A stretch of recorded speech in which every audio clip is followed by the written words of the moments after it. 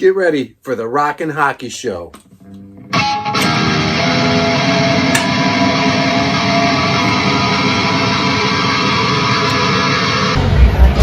This is Nico, and this is the Rockin' Hockey Show. Get them sticks down and get the pucks to the net. This is Keith Robert War, and you're watching Rockin' Hockey. Hunter McDonald with the Northeastern Huskies, and this is the Rockin' Hockey Show. Hey, everybody, this is Stoney Curtis from the Stoney Curtis Band and Count 77, and you are watching the Rockin' Hockey Show. I'm Izzy, and this is the Rockin' Hockey Show. I know, it's the Rockin' Hockey Show. Hey guys, I'm Claudia Heuser, and this is the Rockin' Hockey Show. I'm Blake Humphrey from Sacred Heart, and this is the Rockin' Hockey Show.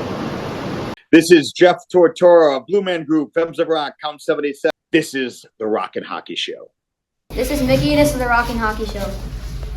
Hey everybody, I'm Nina D from the Femmes of Rock, and this is the Rockin' Hockey Show.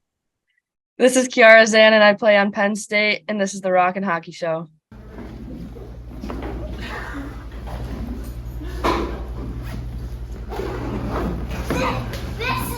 This is the Rockin' Hockey Show.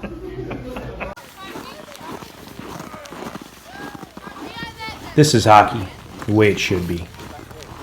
Welcome to the Rockin' Hockey Show. This is the Rockin' Hockey Show. The Rockin' Hockey Show.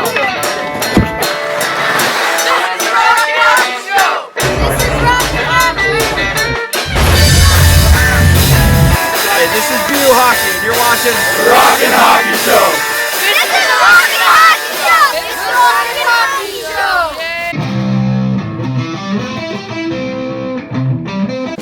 Welcome to the Rockin' Hockey Show, where our host wishes it was ODR season all year long, Coach Dave Maxey.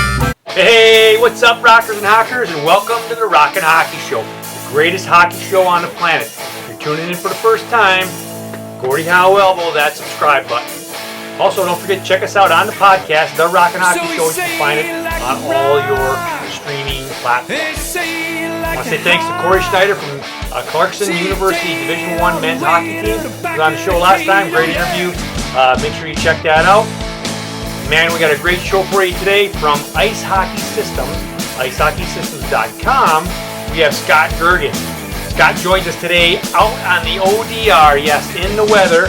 Great interview. Talks about what his company does to help hockey players, coaches, parents, and all kinds of online material and resources if you are a hockey enthusiast. We got a great skill development session out on the ODR. We got some funny skits. We got hockey highlights. Oh yeah, say hi to the band.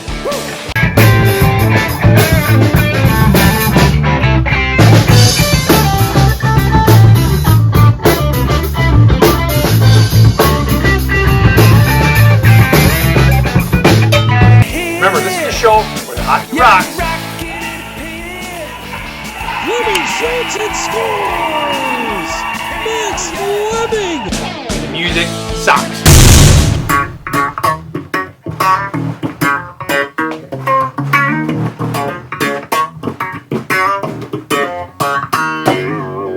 Take it away, Lord Stanley's brother.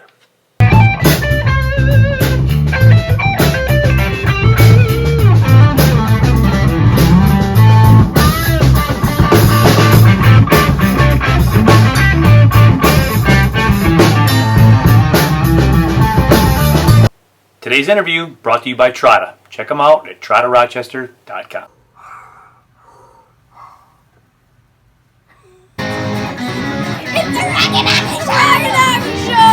Anyway, Scott Goergen from Ice Hockey Systems, icehockeysystems.com. I got that right? Yep. And that is, we're going to talk a little bit about what you do. Then we're going to bounce around like we always do, and then we'll come back to talk more about that and relate it to some of our topics today, which we'll get to. So icehockeysystems.com is a hockey resource for not only coaches, but for players, for parents, for even beer league players. Yeah. Yeah, do your homework, boys. Do your homework. I try and learn from it, but it doesn't really translate much into our games. You don't have like video sessions with your beer league team? No, and say, we don't. This is what the breakout is supposed to look like. One time we pulled up Live Barn and then we're like, is that at full speed? And then we're like, okay, enough of that. It's slow-mo. Why is it going so slow? So, Scott, tell us, I know you told me this story, but it was interesting how you got into how ice hockey systems came about, how you got into it, and then, like I said, we'll circle back to that as we talk more about some of our topics. Yeah, sounds good. So, I went to your old school, Fredonia State, and a bunch of friends on the hockey team started an online textbook company. So we did that for years and learned a lot about e-commerce, building businesses, but as we were building that, the whole time we kind of, we talk about we would love to do something in business that we actually cared about. Textbooks is a very dry ding, world. Ding, ding, ding, ding, And yep. So one of the partners there, we'd always kind of talk about different things that we could do with hockey, with sport, and a few years after the textbook company was going, one of my partners at IHS, he found this website called icehockeysystems.com. He reached out to the guy. He's the founder, developer. His name's Nils Satterstrom, and he was just putting drills online over the course. I think he started about 2008, and just slowly putting drills online on this website. And my partner reached out and said, hey, I love your website. He was coaching the Fredonia club team at the time. Wow. And said, I'd love to figure out ways, we could work together. Are you open to selling the company? And my partner ended up buying the website, and we kept the original founder on. And so it's the group of three of us that just started slowly chipping away at it,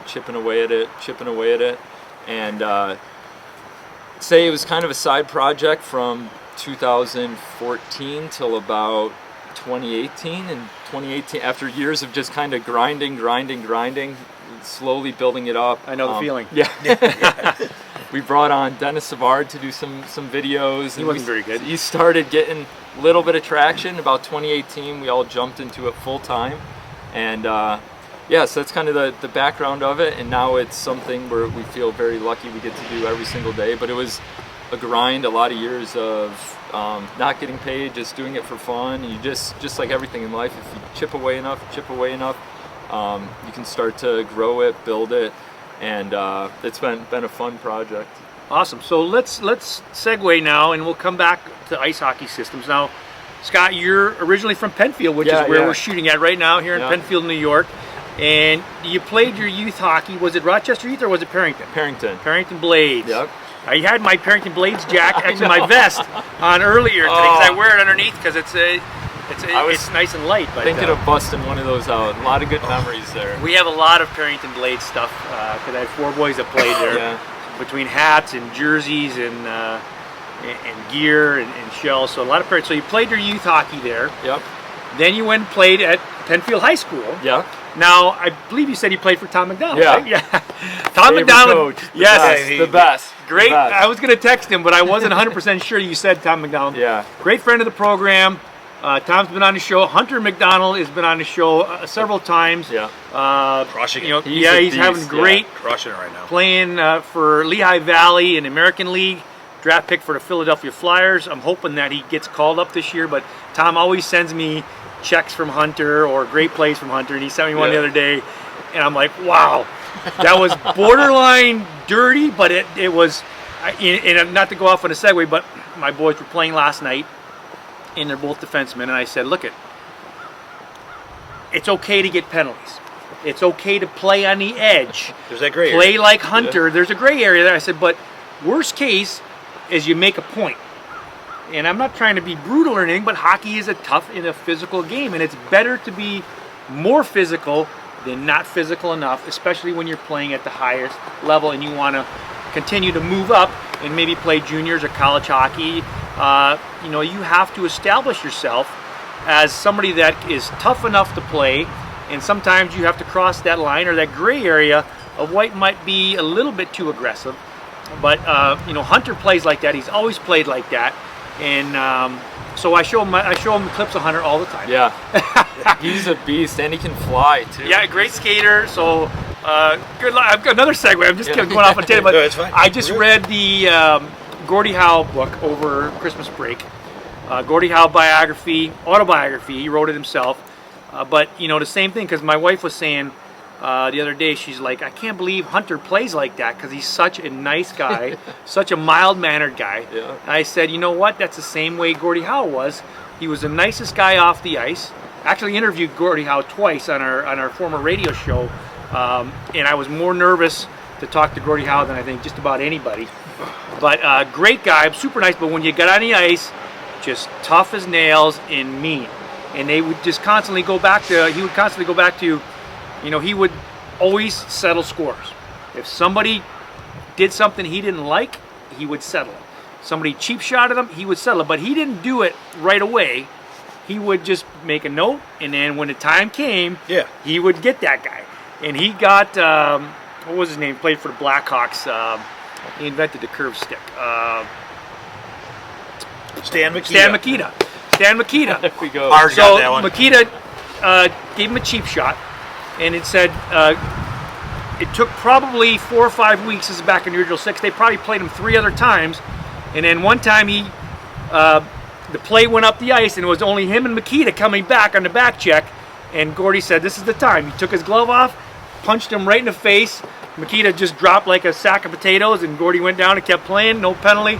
But that's how he settled scores, and he felt like it was necessary to do that. But anyway, off on a tangent from Hunter McDonald to Gordie Howe. That's a soul brother. Love it. Nowadays. Love it. I forgot what we were even talking about. Oh, you're a hockey career. So you played for... It wasn't anything like that. I never once dropped my gloves. You played for Penfield High School. And we talk about high school hockey all the time. How fun was it playing for Penfield? It was the best. Now, Penfield was at our rink, right? When you were playing there? Yeah, or you guys had moved over to Webster yet? Yeah, it was a little bit at Webster. Webster was brand new, so I think my first 2 years were at Thomas Creek. Yeah. They called it at the time, and then we started playing more at Webster. But I think it was just the best time of my life, and Really? a lot of that all stemmed from kind of the environment and team and just like camaraderie that Coach or Tom McDonald fostered. So and that's key. That's key. It was amazing, and I remember just like practices they were hard, they were competitive, but they were always fun. He was telling jokes. He'd have the team over at his house to watch movies and pizza nights, and we were such a tight-knit crew, and it's like those are some of the best memories of my life was playing. Did you play with Corey Schneider? No, he was my brother did. My brother was 3 years younger than me, and then my brother got to play with Corey Schneider. So I get to every once in a while peek in those games and see Corey ripping it up and when he was in 8th grade. Yeah, he was. He could play. Yeah, he was. We had him on about a month and a half ago. Yeah. Right at the beginning of the season, so maybe longer now. But yeah, it's fun.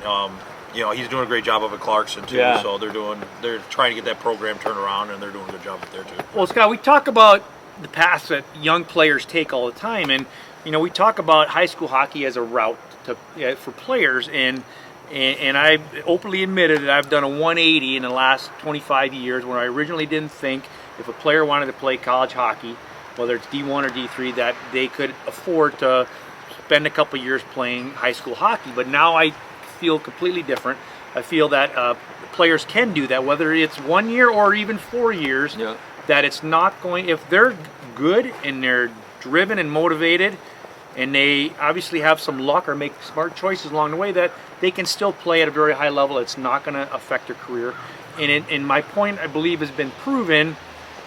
Steven Giunta, Chris Collins, Corey Schneider, Cole Bardreau. I mean, the list goes on and on of players. Succease played a little bit. Yeah. Just our local guys. Yeah, Succease, Dugan. Hunter played. Hunter played a year. Yes. And again, we're saying if you're one of those guys, play 8th grade, play freshman. David Ferentz, play 8th grade, play freshman year, and then see where it goes from there. Because a lot of it, you're not, what you said, that atmosphere, that camaraderie, that locker room stuff, you're not going to get that when you're living in a billet house or living in a dorm. Sometimes it just makes you, you want that experience, I think, and let kids be kids for a year or two. Well, I want to touch on that point, Arj, is hockey is supposed to be fun. Even if you're trying to excel to the highest level, NHL, it's supposed to be fun, at least some point of it. So your development path, and you can have fun being on, like, I never played high school because I didn't think it was a smart move. We didn't have split seasons. Michigan was different. We didn't have split seasons. You either played high school or you played travel. So I decided not to, but my path was still fun, but it was fun in a different way. And like you said, you know, you get to see your friends at school, you get to play in front of big crowds, you know, and my boys play high school hockey now, and I think it's a good path for them, and if I didn't, I wouldn't, you know, allow them to do it, but I just think it's a good path, and it's a choice that players make, and if you have that opportunity, then why not give it a shot? Yeah, absolutely, and I think even in my situation, it was nothing like the careers of the Giantas or Collins or some of the other local players, but I remember just being kind of around that 16, 17, 15-year-old ages, being a little burnt out from travel at times, and then high school, it was just so fun and reinvigorated my love for the game. And I think when you start having fun, you're that much more willing to work way harder and put in extra time. And I can't say enough good things about my time at Penfield and having Coach McDonald, and because of that, I think it allowed me to really want to chase and play college hockey, and that led me to Fredonia. But I love my time at playing high school, and I think if anyone has the chance, if they could do it for a year or two or more, I fully support it. Yeah, I mean, that kind of like what you were saying earlier about the whole job thing is almost as what you were saying about your 100%. hockey, like relating it to hockey is. Yeah. You were getting kind of burnt, like not burned out with the travel, but you wanted to do something that you loved, and you said the same thing with your job, and it takes you in that same path, and you have that experience to fall back on. Hey, I did this, and it was the right move for me back then. I can do it now, and now you got a great business out of it. Well, there's again, I just want to emphasize, we're not saying that travel hockey's bad or high school hockey's bad. Absolutely not. And that you can't do either or, but everybody gets burnt out from anything or everything. Yep. I mean, you could love something to death. At some point, you get burnt out if you do it long enough or do enough. So having a nice change is good. But I want to just stress, and then we can move on, is whatever puts a smile on your face is what you should do. Right. And even if it's only for a short period of time. So having that brief interval of time where you played high school hockey puts a smile on your face, it reinvigorated you, and then you moved on from there. So again, moving on, you went and played at Fredonia for a couple years, and then, like everybody else, you ended up in the beer league. Yes. And lucky enough to play with RJ. Yeah. Like we had one line. We played one game together on one line. Yeah. It was me, you, and our buddy Pat. We all wear red pants, and we just dominated out there. It was so good. It's a great crew. Yeah, that's the thing. Is like that's another thing with like Dave. I started playing adult league hockey with Dave. I was not good. I shouldn't have been in that league, but Dave and I we were close, and he just needed a body out there. And one of the things he said to me, just put your stick on the net and go behind, and go to the net, put your stick down. I don't even think I scored my first goal. I think Dave threw it off of my stick. I shot it off his shin pad. Yeah, it was like what? It's just one of those things where I was having a good time. They needed a warm body, and I fell in love with adult league hockey. I didn't have hockey when I was growing up. I lived only 5 minutes away, but it's a totally different sports landscape. And but it was one of those things where like you're saying, having that crew, and we have just as much fun in the locker room and up in the bar afterwards, just talking about our lives. Like my wife asked me one time, she goes, "What do you guys really talk about?" I go, "We talked about what our kids are doing for travel hockey, why the snowblower is broken." And she goes, "You guys, that's all you talk about? You don't bitch about your wives or anything like that?" I go, "No, that is not what we talk about." So it's just having a good time and everything. So we're gonna transition back into ice hockey systems and talk a little bit about what you do specifically, and then we'll relate that back again to youth hockey and coaches and even beer league for that matter. But so you guys do online videos. Yep. You do skill development. I think there was like 2,000 videos on skill development. You do practice plans. You do systems. You do goaltending. Pretty much anything under the sun that is going to help somebody become a better hockey, Make a better player, or better coach, or a parent. Did I get all that right? Yeah, and I think that's our goal. You know, youth hockey. So many of the coaches are, you know, they're volunteer, they're overworked in their normal job, and they don't have enough time to fully dive into learning a ton about coaching. And it's not for, you know, it's not that they don't want to, but it's usually a lot of the youth hockey coaches just don't have enough time. And so for us, our goal is to create, you know, a platform where coaches can log in and, you know, choose their own adventure if they want to learn a specific skill or certain tips on how to deal with parents or preseason parent meetings or just different practices or different small area games. Our goal is to kind of lay it all out so coaches have a resource that they can go, you know, after they work their normal jobs and you know, they can go in and learn and apply those teachings to their on-ice practices. And so our goal is, you know, to try and help these coaches really create an environment, almost like I was talking about with Tom McDonald, and we can even get into, you know, the environments that you've created and some of the things I've done with you over the years, but just a really fun environment that allows kids to work hard, have fun, improve their skills, and as both you guys know, you know, all of that can kind of translate. If you're working hard, having fun, and hockey's, you know, the favorite part of your day, and you look forward to that every day or every week, the coach is doing a great job, and that those life lessons from working hard, getting better, kind of bleed into everyday life. If you're building confidence at the rink, you can slowly start to, that bleeds into their school life and just away from the rink. So I think overall it's mainly a resource where coaches can go in and learn and choose their own adventure, exactly what they want to learn. And a couple things that are bouncing in my head right now.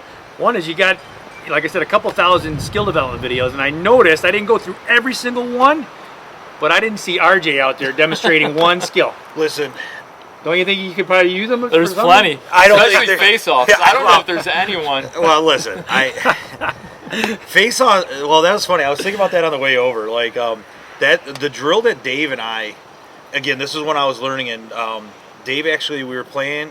He was working at the rink. And he had his guys. They were getting ready to go to Vegas for their adult league tournament. Yeah. And he had the guys out there just playing some pickup before, like a couple weeks before they left. And he goes, I need a body. You want to skate? And so afterwards, one or two times he said to me, he goes, RJ, I want to work on my face-offs. Just help me with this. Your job is to get the puck. Well, unbeknownst to me, the drill basically was Dave had the puck on his helmet, so he's dropping it. He knows when it's coming faster than I do. And so for me just to win one draw off of that scenario, I was ecstatic. Yeah. But it was a cool drill because it definitely helps people time up. And what I do on the face-offs is I'm watching the ref's hand out of the corner of my eye. I'm not watching what that other kid's doing or what other player's doing. And that drill made me pay attention to that because, like, he's dropping it, and you have to pick it up a lot sooner. But it's one of those things where I was actually thinking about that this morning. I'm like, that is a cool drill. And I'm like, so that comes back to he's making fun of me for not being on there. I don't see any Dave Maximue drills on there either. And Dave probably has 2,000 drills in his head that he can. For sure. So you might spend one day in this backyard just filming drills with Dave. I know it. And then your database would be completely filled. You'd use up all your bandwidth. Right, you know? Right. Well, part of that drill, Arj, is you didn't know it, but I was actually teaching you my specialty on winning face-offs, which is you have to cheat. Oh, I knew when the puck was coming, so I was cheating, but I've cheated on every single face-off in my entire life. That's why I won most. There was one like 2 weeks ago.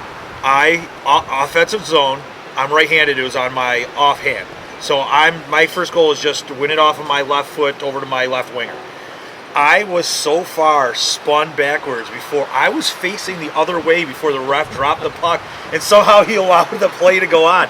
Like, I went right back to the D, we shot, we scored. I'm like, how is no one complaining about what happened right there? But like you said, cheat, on face-offs. I'm not saying be dirty. Cheating is okay. That's why he's at 80%. Big high clip that's right there. And I'm sure they keep that stat. And RJ goes through Live Barn every week. and keeps his face-off stats. If we kept the stat, I'd probably be closer to like 92%. All right, so this interview is not about RJ, so let's stop talking about RJ. So Scott, I'm thinking about back when I played, and my dad was a great hockey player, so he obviously knew the game. But other coaches that I played for, that some of them could barely skate, Right. and it was the same drills every practice, because obviously that was 120 years ago. They didn't have resources like this, and nowadays, what a great opportunity for somebody that maybe, even if you have played hockey, to go on there and get a refresher, or if you've never played, I don't know what to do, you have a whole plethora or library of drills to do for practices. Yeah, and not everyone, or probably not many people in the whole world, have been on the ice coaching as much as you have and have that experience, but you're spot on that. So many youth coaches, if they did play, they think back to the drills that they did when they were kids, and that, even if I look back 20 years ago, what we did at college, and it's a lot of flow. There's not a ton of decisions. It's a lot of sprinting, and sounds great. Yeah, and but now at this day and age, there's more emphasis on small area games and learning a lot of skills and concepts through competitions and races, and just it's exactly that. Where if a coach did play and had some experience, they can go onto our site and get some new ideas, or learn some different drills or ways to make practice a little more engaging and fun. So I want to, we're going to continue to talk about this, but I want to relate back to when you were a kid. I don't remember how many years ago. Too many. It was probably, you did some outdoor stuff with me. That was probably 25 years ago. Yeah. Not giving away your age or my age, but you did stuff outdoors, and I'm bouncing around with this topic. Off-ice training. We did roller hockey, but we did at Elson Park. At Elson Park. I was doing off-ice training, and I remember people saying, "What are you doing? Why would I ever want to go to the park and do this when I can go to skate and shoot?" I'm like, "Go pay $5 and go to skate and shoot, and tell me what you're learning there." Because I had to convince people that off-ice training was not only good, but if you wanted to be a good player and move on, you have to do this stuff. And that rollerblading and roller hockey was a good alternative to do that, and I had to convince people to do that, and that was a blast. I had a lot of fun doing the off-ice stuff, but you also took lessons. You came to the skills clinics, and again, this was 25 years ago. Yeah. Here we are now, 2025, and now it is amazing, and I'm not saying that because of me, but it's just, now we've come all this way in 2025, and now there's online resources that are kind of doing the same thing that I was doing 25 years ago. What are your thoughts on that? And good. There's no right or wrong answer. I just kind of wanted to bounce that around a little bit, because it's fun for me as an instructor and a teacher for all these years to have former students come back and say, "I loved what you did. It made me a better player. It was fun. It was interesting," as opposed to saying, "Oh, I hated that time. I never wanted to do that again." You know what I mean? So yeah, I'll lead with this. I remember it was right around COVID, and I don't know if someone shared it on Facebook or where I first saw it, but I saw you guys' show maybe 4 years ago or so. Yep. And we were doing the podcast. We just YouTube back then. Yeah. Just a YouTube show back then. And so I see the show, and I've post college kind of lived all over the place. And I see the show, and I'm like so fired up, because I had so many good memories with you, Dave, in Maximum Hockey, and it just brought back so many good memories. And then RJ, I just have so many memories of him at the rink, pro shop, joking around with everyone, having a ton of fun. And so I'm like, I gotta watch this. So I watch it. And then I see some of the amazing guests you had, and I think that kind of leads into all of it. Like, here I am 25 years later when I find your show, and I'm just like, man, I remember those guys, and I need to watch this. I had so many good memories. it was during COVID, so crazy freaking time for everyone, and it made me really happy to see you guys like doing your show, still involved. And you look at it today, and it's like, even on our men's league team, everyone's talking about Maxie. Oh, you guys got to talk with him, and you've been talking about how you've been coaching some of your former players' kids now. Yeah. Coming full circle. Yeah. And then you see RJ on the ice, and half the other team is all coming up, joking with him, laughing with him. I tied their skates when they were rigging 5. When you're not there, people are asking, "Where's RJ? Where's RJ?" And it's just a real testament to the type of people you are, and that there's just.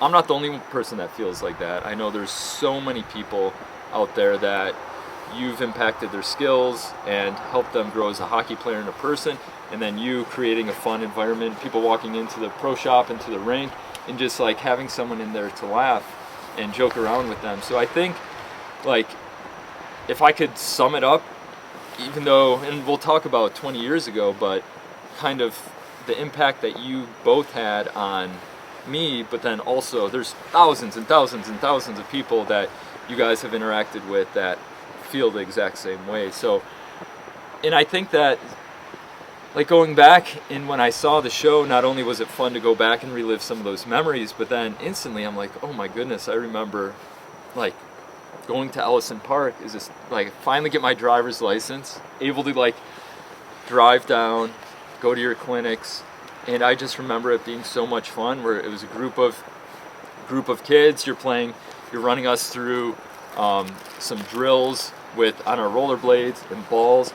We're doing plyometrics that like no one even knew what in the world that word was back then, and now it's like all mainstream. So you were like so ahead of the curve years and years and years ago, and then it was really fun. Now at the Tim Hortons Iceplex used to be called ESL, you had Maximum Hockey, and I just remember going down and seeing your big facility there, the jerseys, the coaches, and just a great environment that you guys built with skills clinics, camps, teams. So I could talk about it forever, but it's one of those, you look back, you don't really know it at the time, but you feel lucky to have like crossed paths with you guys. And because there's times, like I told you, a little bit, I was getting a little burnt out with some of the travel hockey, and I just remember having so much fun at your clinics during the summer, and then playing on Penfield with Tom McDonald as coach. It just really reinvigorated me, and now you have memories for life.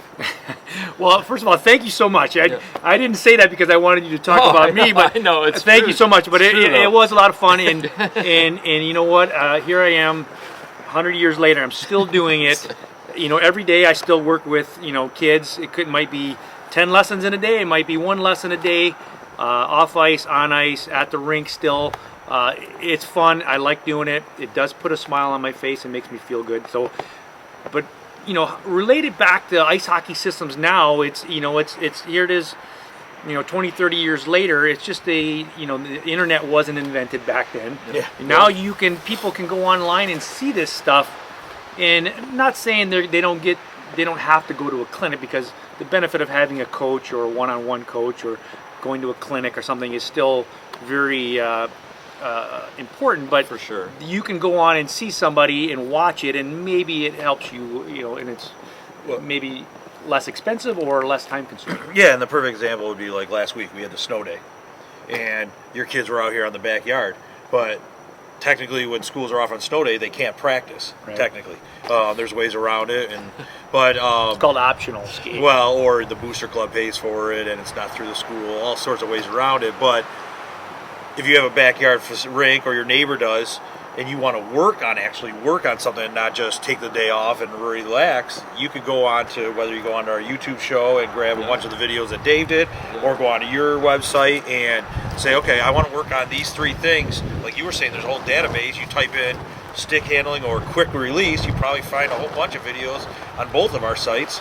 And these kids, they have the ability now right on their phone to learn. And what I notice is they want to learn. Yeah. When Dave said to me, this goes back when you were still over at the other place with the gym downstairs and the hockey treadmill. So that's what, 15 years ago now, with the hockey treadmill. 15, 20, yeah. Yeah, Dave looked at me one day, and him and I were just kind of like goofing around, like doing a workout. He goes, "If I was in this shape when I was 25, he goes, I probably would have still been playing professional hockey." And that's the difference is when he was coming up, it was you used your talent, you used your brain, and you saw where it got you. Now you could have the kids that may not have had, like, I'm talking about the same talent but close to it.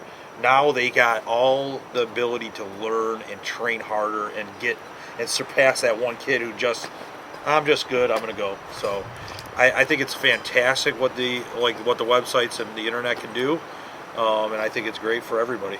Yeah, and I think, not everyone's is lucky to have a skills coach or access to you on the ice. So I think that's where it's like you can't really replace time on the ice with a really good skills coach. Like there's so much value to that, especially someone that knows their strengths and weaknesses, knows them as a person, is encouraging them, building them up, and so I think there's no real replacement for that. But there's so many coaches and rinks and teams and players that don't have access to something like that.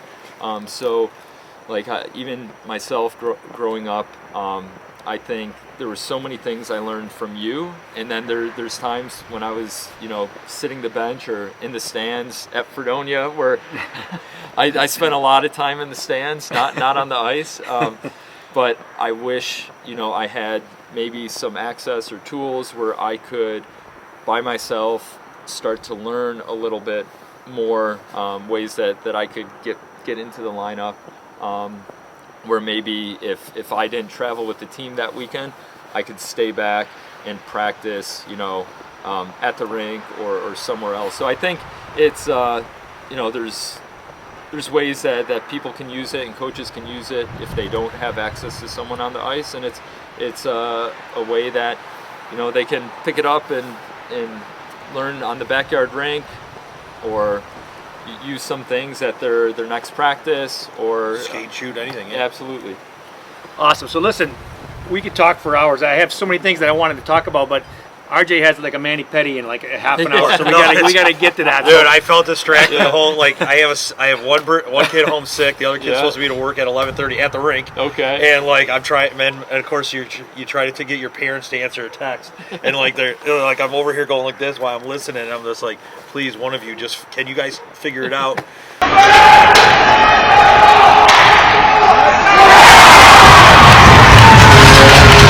So anyway, before we get into the last topic, icehockeysystems.com, make sure you check it out.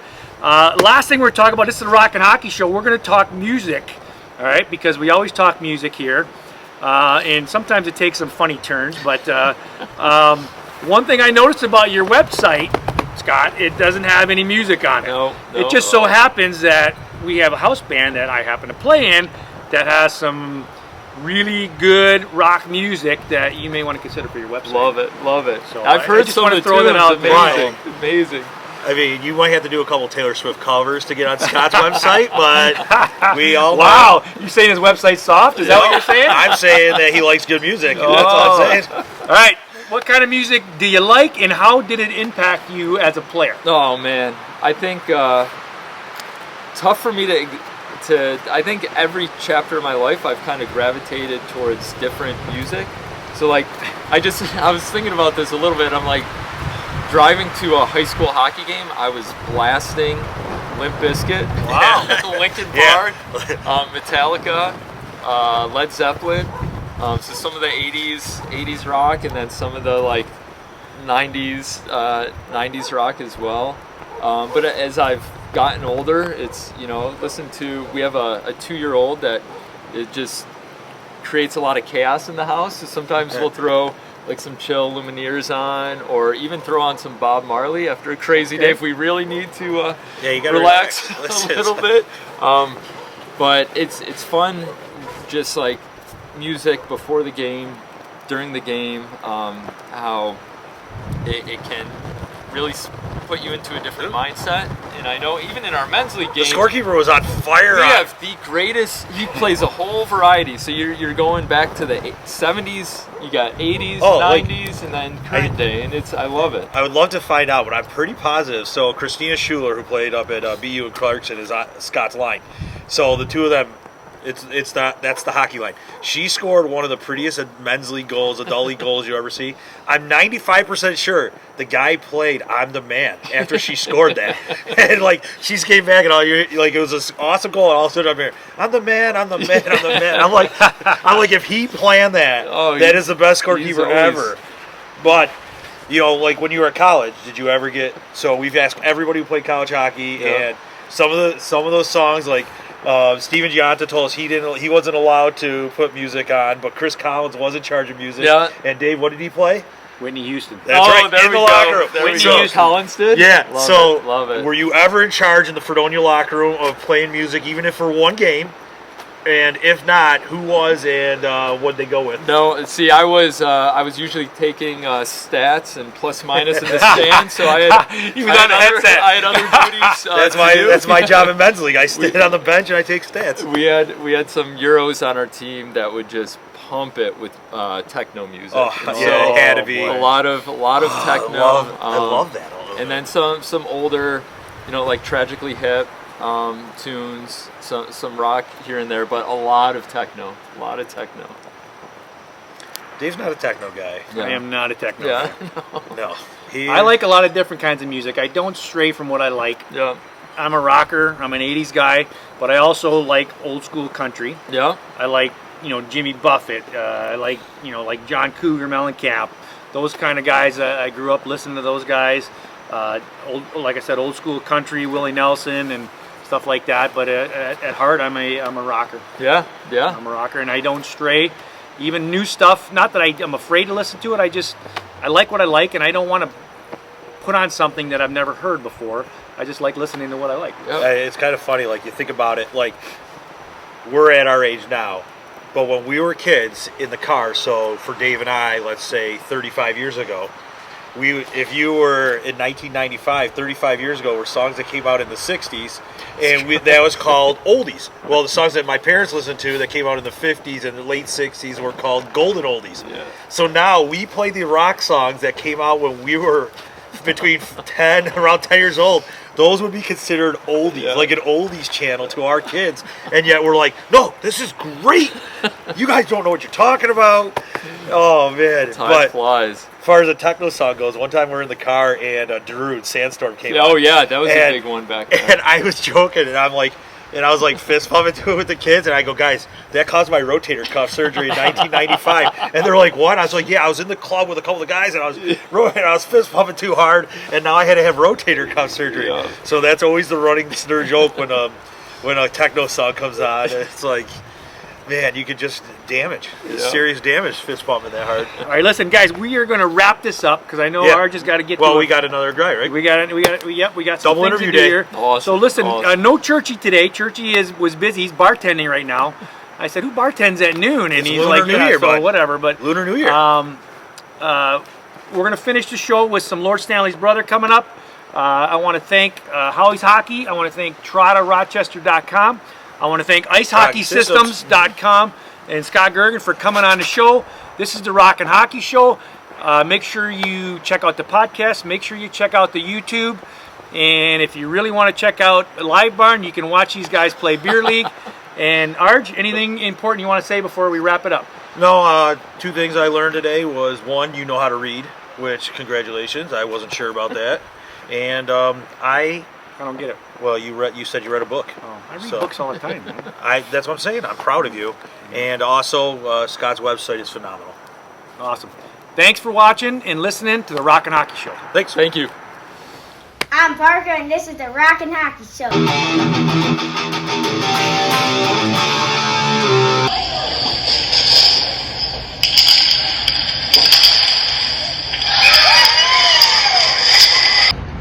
Check out Trotta. It rocks, just like the Rockin' Hockey Show. The skill development session brought to you by our good friends at Pirani's Hockey World.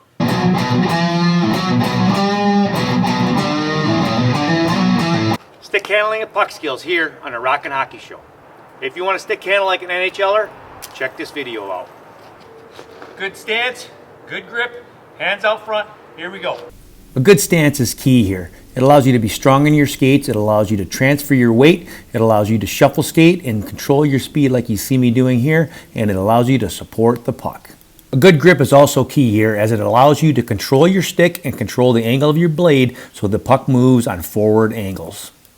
My hands are out front of me so I can easily see the puck, see where I'm going, and move the puck in a forward direction. Hey Rockers and Hockers, thanks for watching the Rockin' Hockey Show.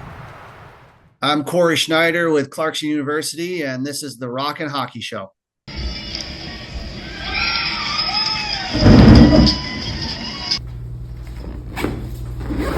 is the Rockin' Hockey Show.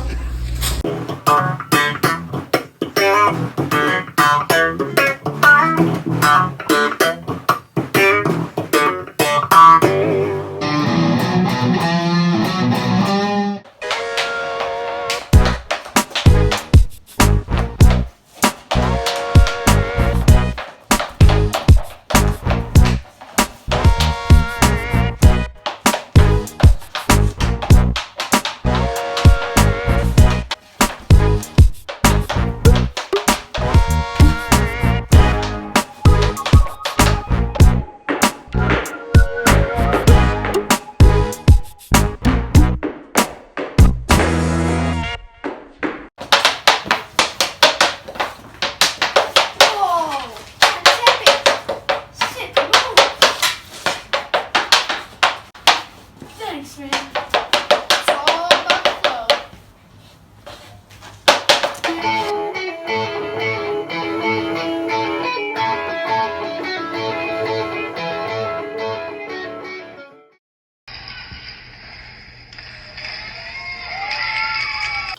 Hey everybody, it's John Beato from Northside Johnny, and this is the Rockin' Hockey Show. Hey, hockey and rock and roll fans, turn your attention over to the right side of the Rockin' Hockey layer for an unplugged and an acoustic song by Lord Stanley's brother. There they are, Lord Stanley's brother.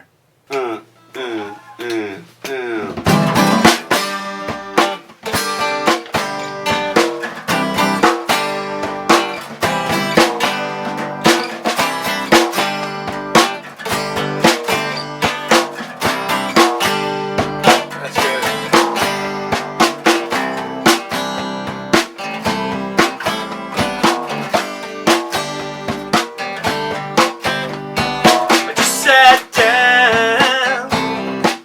I didn't know what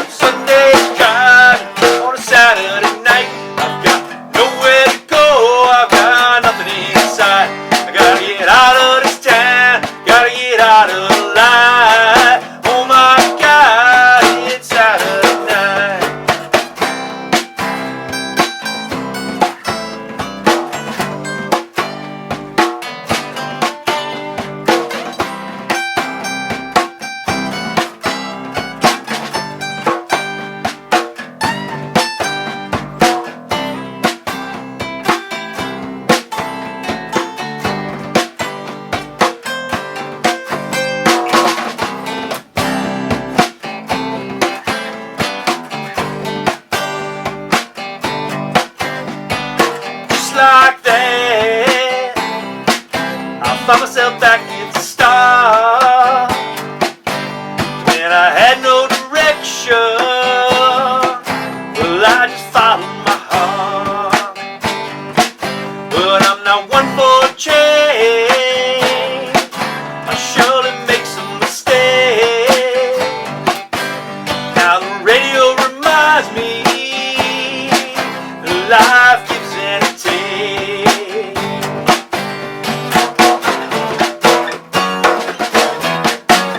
Put the pedals down, no more messing around.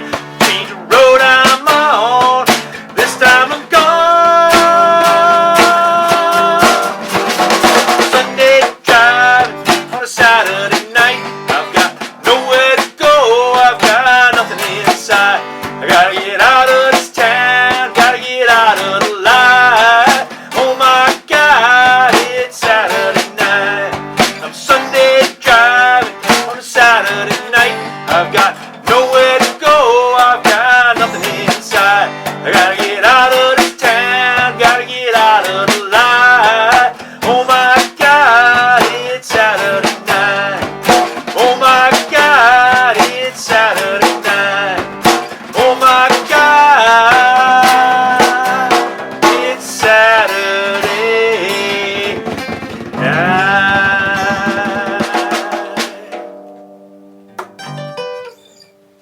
That was damn nice. That's Well all done, the work. guys. Well done. That was nice.